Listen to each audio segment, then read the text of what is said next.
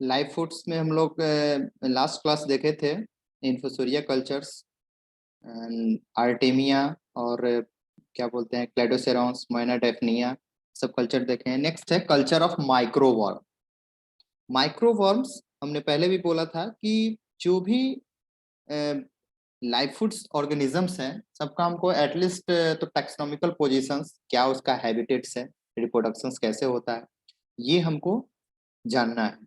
तो सम of the micro organism जो है वो staple foods for the post larvae and the juvenile adults and the brood stock of fish and shellfish, just like others जो larvae सब है, sorry जो other live foods है, उसी तरह से यहाँ पे भी माइक्रोवर्म जो होता है वो जनरली थोड़ा साइज बड़ा होता है। तो पोस्ट लार्वी और juvenile adults and brood stock के लिए बेटर माना जाता है साइज साइज के अकॉर्डिंग टू साइज के बेसिस पे। माइक्रोवर्म जो होता है tubifex and chironomid larva are commonly used in the live foods. और टेक्सोनोमिकल पोजीशंस की बात कीजिएगा तो फैमिली ट्यूबिफिसिडी, ऑर्डर होता है ओलिगोकेटा, एंड क्लास हो गया कैटोपोडा, फाइलम एनेलिडा, और कॉमन स्पेसीज ट्यूबिफिक्स ट्यूबिफिक्स। ठीक है। और हम ट्यूबिफिक्स को कॉमनली कहते हैं स्लज वर्म्स। ये बहुत पॉपुलर क्वेश्चन है कि स्लज वर्म किसे कहते हैं, ट्यूबिफिक्स को, या ट्यूबिफिक्स को इन अदर नेम्स क्या बोला जाता है, तो स्लज वर्म बोलते हैं। एनदर्स है इसमें chironomid larva belong to the family Chironomidae, और ऑर्डर होता है Diptera, class Insecta, phylum Arthropoda, और इसको हम लोग कॉमनली बोलते हैं ब्लड वर्म्स। ठीक है। तो ये दोनों क्वेश्चंस याद रखिएगा, ट्यूबिफिक्स को कॉमनली क्या बोलते हैं, कैरियोनिमेट लार्वा को क्या बोलते हैं, ब्लड वर्म्स, और ट्यूबिफिक्स को बोलते हैं हम लोग स्लज वर्म्स। और ये इंपॉर्टेंट लाइव फूड्स होता है किसके लिए, for the post larvae, juvenile adults and other brood stocks. Habit और हैबिटेट की बात कीजिएगा तो ट्यूबिफिक्स वर्म्स जो होता है inhabiting in the sewage drains and the worms can seen as a reddish, reddish colour का दिखेगा। और जनरली जो होता है कैरियोनिमेट फ्लाई जो होता है अट्रैक्ट करता है toward all smells where the organic matter decaying and laying egg. यहाँ जहाँ पे ऑर्गेनिक डिकम्पोजिशन होगा वहां पे उसका फ्लाई अट्रैक्ट होता है और वहां पे क्या करेगा कि वहां पे एग को छोड़ देगा। और एग जो होता है वो हैचिंग करता है और कैरियोनिमेट लार्वा को रिलीज करता है। लार्वी जो होता है इनिशियली सॉफ्ट ट्यूब्स होता है made for Organics, made from organic matters. और उसके बाद क्या होगा कि एक मतलब ऑर्गेनिक मैटर का बना होता है, जनरली सॉफ्ट बॉडी होता है। फिर वो उससे बाहर निकलता है out from the tube and swim vertically. ठीक है। वो फर्स्ट मूवमेंट जो होता है वर्टिकली स्विम करता है। और जो फुली ग्रोइंग लार्वा होता है वो डार्क रेडिश कलर का होता है। तो ये है इसका प्रोसेस में कि जो कैरियोनिमेट लार्वा होता है पहले वो अट्रैक्ट करता है डिकेइंग वेजिटेबल्स मैटर्स जो भी है, फिर वहां पे एग को छोड़ता है, एग हैच करता है, कैरियोनिमेट लार्वा बनाता है। कैरियोनिमेट इनिशियली जो होता है सॉफ्ट ट्यूब्स होता है, वो मेड जो ट्यूब होगा ऑर्गेनिक मैटर का बना होता है। फिर वो ऑर्गेनिक मैटर जो ब्रेकआउट्स होता है वहां से लार्वी बाहर आता है और जो फर्स्ट स्विमिंग होता है वो वर्टिकली स्विमिंग करता है और फुली ग्रो करेगा लार्वा। जस्ट टाइम्स उसका कलर जो होता है डार्क रेड कलर का हो जाता है। मॉर्फोलॉजी की बात कीजिएगा तो tubifex forms are the longs and cylindrical, there is no distinct heads, anterior in lip like structure known as prostomium. ठीक है। तो ये ध्यान रखिएगा कि उसका जनरली जो बॉडी होता है लॉन्ग सिलेंड्रिकल होता है और उसमें जो हेड्स और अदर पोर्शन की बात कीजिएगा तो उसमें नो डिस्टिंक्ट हेड्स होता है। माउथ प्रेजेंट होता है first segment known as prostomium. तो और जो स्ट्रक्चर जो होता है sum of the segment of interior portion जो होता है वो जनरली जो होता है फ्यूज होता है और फॉर्म करता है जिसको स्लोवेन स्ट्रक्चर नोन एज सिलिटेलियम। तो ये प्रोस्टोनियम और सिलिटेनियम ये दो वर्ड्स हैं। एक तो हमारा क्या है कि वो सेगमेंटेड है इन द इंटीरियर रीजन्स में, दैट इज द सिलिटेलियम, और इंटीरियर लीप लाइक स्ट्रक्चर है that is known as prostomium. ठीक है। अब कैरियोनिड लार्वा जो होता है हुक लाइक एनिलिडी वर्म्स। ठीक है। Body segmented, head free from, the size varies from 1 to 1.5 centimetre in length. तो साइज इसका जनरली वेरी करता है 1 to 1.5 सेंटीमीटर। और हुक लाइक एनिलिड वर्म्स है। और जो लार्वी होता है इसमें 3 लेग्स होता है, one in the front and other two at the rear end of the body. यानी एक आगे होगा, दो इंड्स पे होगा। Rear end that means the tail has stops of the hair, some stops hair भी होगा वहां पे। तो जनरली जो होता है 3 लेग्स होता है, वन फ्रंट में और 2 होता है इंड इंड साइड्स में। फूड एंड फीडिंग की बात कीजिएगा तो ये जनरली जो होता है फूड एंड ऑर्गेनिक मैटर्स और डेट्राइटस वेजिटेबल्स मैटर्स जो है commonly available in the sewage drainage, तो ये सब इसका फूड आइटम्स है। और कैरियोनिमेट लार्वा जो होता है herbivorous in feeding habits and feed on algae detritus, decaying organic and vegetable matters को इसके लिए बेटर फूड माना जाता है और वहीं पे ये ग्रो करता है एज ए नेचुरल कंडीशंस, या फिर आप कल्चर भी करना चाहते हैं तो आपको इस तरह का सब्सटेंस प्रोवाइड करना पड़ेगा। ये है इसका ट्यूफिक्स वर्म, ये देख लीजिए।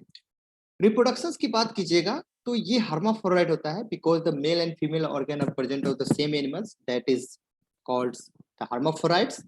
और जो माइनर रिप्रोडक्टिव ऑर्गन होता है वो अटैच होता है वेंट्रल साइड्स में of the body wall of the coelomic cavity. जो सिलोमिक कैविटी होते हैं उसके बॉडी वॉल्स में जो रिप्रोडक्टिव स्मॉल साइड होगा वहां पे वो अटैच होता है, बट जनरली हार्माफ्रोडाइट नेचर का होगा। मेल एंड फीमेल जो होता है सेम ही सेम ही ऑर्गेनिजम्स पे होगा।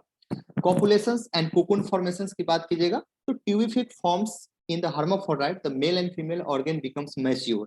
जब मैच्योर कंडीशंस की बात आती है उस समय that time the self fertilization avoided and cross fertilization is encourage. ठीक है, तो जो मैच्योर ट्यूफिक्स होगा उसके बीच में कॉपुलेशंस होता है और कॉपुलेशन जो होता है जनरली वेंट्रल्स एंड एंटीरियर सरफेस के साथ होता है। ठीक है, यानी कहने का मतलब है कि ventral sides of anterior surface together with एक एंटीरियर एंड पॉइंट बनेगा जहां पे अपोजिट डायरेक्शंस में होगा।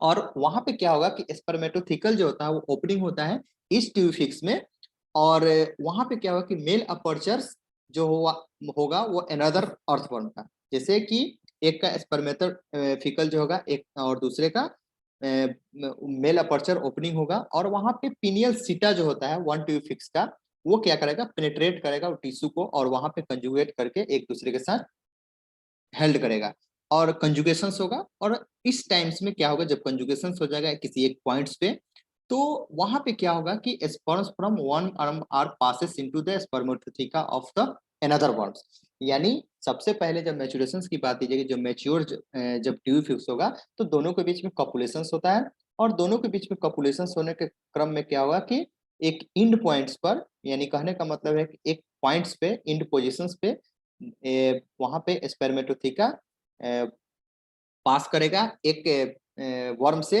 अनदर वर्म में। ठीक है, और वहां पे एक पीनियल सीटा के थ्रू पेनिट्रेट करता है एक दूसरे को, मतलब जिसमें उसको पेनिट्रेशन करना था वो पेनिट्रेट करेगा और स्पर्म को रिलीज करेगा। आफ्टर कॉपुलेशन क्या होगा कि दोनों सेपरेट होगा और एक जो होता है एक केसेस कंटेनिंग एक केसेस जहां पे एक बहुत सारा रहेगा। ठीक है, और उसको हम लोग बोलते हैं कुकुन, जो एक केसेज होगा जहां पे बहुत सारा होगा और कुकुन होगा। और जो कुकुन होता है वह अपने चारों तरफ clitellums as a soft box like structures को फॉर्म करता है which is the ova and sperms are deposit, जहां पे ओवा एंड स्पर्म्स को डिपोजिट करता है। तो टीबी फॉर्म्स जो वर्म्स होता है वह तो TB worms are withdraw its body from the egg cases by the backward whirlings movements। ठीक है, तो in these cases the containing both ova and sperm after fertilization several eggs are formed in the cocoons। तो वहां पे जब क्या बोलते हैं कि जब ट्यूब फिक्स का जो पॉपुलेशन हो जाएगा दोनों कंजुगेशन हो जाएगा दोनों सेपरेट हो जाएगा तो वहां पे बॉक्स लाइक स्ट्रक्चर्स बनाएगा। वो बॉक्स लाइक स्ट्रक्चर होगा उसमें बहुत सारा ओवा एंड स्पर्म डिपोजिट होगा। डिपोजिशन के बाद क्या होगा कि वहां पे फर्टिलाइजेशन होगा और फिर विरलिंग्स मूवमेंट्स होगा। मूवमेंट्स के बाद क्या होगा कि फर्टिलाइजेशन होगा। फर्टिलाइजेशन के बाद क्या होगा कि फॉर्म करता है कुकून। ठीक है, यानी फर्टिलाइजेशन जो होगा जो और उसके बाद जो डेवलपमेंट होता है वो कुकून के अंदर ही होगा। ठीक है, और जो उसमें जो डेवलपमेंट होता है वहां पे कुकून का by the utilization of albuminous nutritive fluids for the growth. तो इन दिस पीरियड्स क्या होगा वेरी करता है ये जो डेवलपमेंट होता है कुकून का वो जो फर्टिलाइजेशन के बाद जो डेवलपमेंट होता है कुकून का वो न्यूट्रिटिव वैल्यू यूटिलाइज तो करता है एल्यूमिनस न्यूट्रिटिव फ्लूइड्स, बट और भी इसका फैक्टर्स है जैसे टेम्परेचर पे वेरी करेगा 2 to 3 वीक लगता है उसको डेवलपमेंट में। After complete development that young ones worms comes out from the cocoons। अब क्या है कि जब हम बात करेंगे material required for the tube fix culture, क्या क्या मटेरियल चाहिए, तो हमको तो एक चाहिए गैल्वेनाइज्ड ट्रे। ठीक है, गैल्वेनाइज्ड ट्रे चाहिए और जो ट्रे होगा 20 centimetre width and 200 centimetre length and 15 centimetre height with overflow systems, यानी उसमें ओवरफ्लो सिस्टम से चाहिए। और उसके बाद क्या करेंगे, जो ट्रे होगा उसमें पॉन्ड मड प्लास्टिक बकेट्स, ठीक है, pond mud plastic buckets, mud भी चाहिए, प्लास्टिक बकेट भी चाहिए। मड जो होगा उसके हम लोग जो ट्रे है उसके बॉटम में डालते हैं। और उसके अलावा हमको decaying vegetable matters, masses of branch, bread, water storage tanks 1 centimetre diameter, PVC flexible pipe और टी-फिक्स अनुकूलम, मतलब इतना मटेरियल रिक्वायर्ड होता है फॉर द ट्यूफिक्स कल्चर्स। अब क्या होगा, ट्यूफिक्स कल्चर के लिए हम लोग क्या करते हैं कि ट्यूफिक्स को हम लोग कल्चर करना होगा तो मास एक्सेल पर, तो हम लोग क्या करते हैं कि 50 to 75 millimetre thick ponds mud जो उसके बॉटम्स में क्या करता है और डिकेइंग वेजिटेबल्स है वहां पे क्या करते हैं कि हम लोग स्प्रेड कर देते हैं। मड मड जो होगा उसके बॉटम्स और उसके साथ में डिकेइंग वेजिटेबल मैटर या मासेस ऑफ ब्रान या ब्रेड जो उसको मतलब न्यूट्रिशन प्रोवाइड कर सके।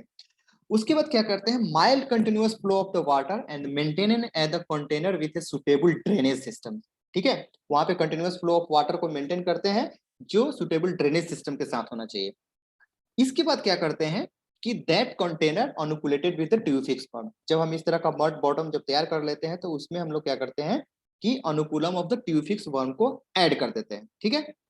अब क्या होगा, अब after the arrangement systems tubifex को जब हम ऐड कर देते हैं और after 15 days the cluster of the tubifex worm जो होगा डेवलप करेगा और फिर हम लोग क्या करते हैं कि उससे उसमें जो मड है वहां से हम लोग रिमूव कर लेते हैं।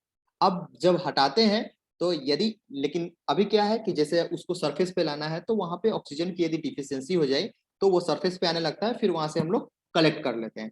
तो कभी कभी ये भी कर सकते हैं कि ऑक्सीजन डिफिशियंसी कर देंगे लेकिन उसमें होना होगा कि कोलैप्स करने के चांसेस ज्यादा होगा। तो worm comes on the surface due to the lacks of oxygen, they are collected and wash, जो उसमें रेसिड्यूअल लगा होगा जो मड होगा या फिर जो भी डेट्राइटस मैटर्स है उसको हम लोग क्या करते हैं वॉश कर लेते हैं। और वॉश करने के बाद हम लोग क्या करते हैं कि जो वॉशिंग करते हैं वो स्टीम वाटर में करते हैं और जो इंटेस्टाइन है जो जिसमें इवैक्यूएटेड कर देते हैं from the intestines and after proper cleaning the worm can be fed to the fish। कैसे कैलकुलेशंस करते हैं बायोमास का कितना है, biomass production of the tubes can be calculated by the using of the flowing formula.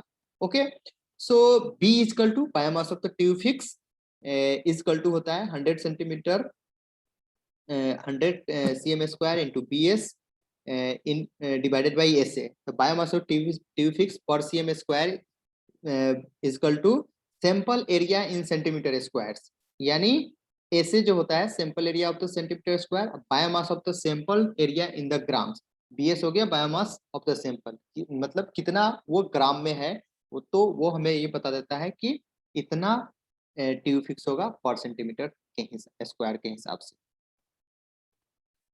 और precautions क्या लेना है, avoid brisk water flow on the circular bed of the tube fix और maintain uninterrupted mild water flow throughout of the tray. यानी कहने का मतलब है कि ब्रिक्स वाटर जो होगा उसके फ्लो को हमको कंट्रोल करना है और माइल्ड वाटर फ्लो को मेंटेन करना है ताकि हमारा जो कल्चर हो वो मेंटेन रह सके और उसमें कुछ प्रॉब्लम नहीं आ सके।